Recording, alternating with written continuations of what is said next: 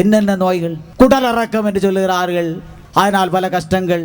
இனி பைல்ஸ், அதனால் பலர் கஷ்டப்படுகிறார்கள். டான்சில்ஸ்னால் பலர் கஷ்டப்படுகிறார்கள். மூக்கில சத வளர்ந்து பலர் கஷ்டப்படுகிறார்கள். இன்னும் பல விதமான நோய்களால் மனுஷன் கஷ்டப்பட்டு கொண்டே இருக்கிறான். குஷ்டரோகம், க்ஷயரோகம், கேன்சர், அல்ல புற்றுநோய், இன்னும் பற்பல வியாதிகள், ஆஸ்மா, டிவி, இன்னும் பற்பல விதமான வியாதிகள், பற்பல விதமான நோய்கள். ஆண்டவரோ எல்லா நோயையும் சுஸ்தமாக்குகிறவர்.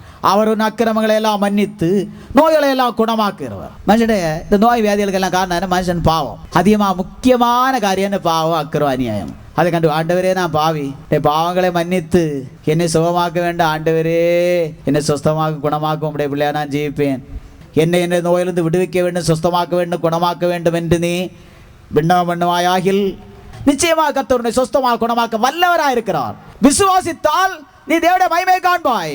விசுவாசித்தால் உன்னை அவர் சுஸ்தமாக்குவார். எப்படி?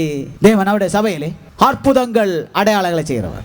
தேவனுடைய ஜனங்கள் யதார்த்தமாக தேவனுடைய ஜனங்களாக காணப்படுவர்களுக்கு தேவன் மருத்துவர், வைத்தியர், பரம டாக்டர், வேற எந்த பரிகாரியம் தேவையில்லை. அவர் குணமாக்குகிறவர், சுஸ்தமாக்குகிறவர். ஆகவே நோயோடு வியாதியோடு காணப்படவில்லை யாவரும் அவரால் குணமாக்கப்படும்படியாக உடைய குற்றம் குறைகளை உணர்ந்து ஜெபம் பண்ணு. விசுவாசத்தோடு ஆண்டவரே நாங்கள் பாவிகள் ஆண்டவரே, பாவங்களை மன்னிக்க வேண்டாம் ஆண்டவரே, விடுவிக்க வேண்டாம் ஆண்டவரே, கண்ணீர் விடு. எந்த நோயை நீக்கி உன்னை சுஸ்தமாக்க வல்லவர். அவர் நல்லவர்.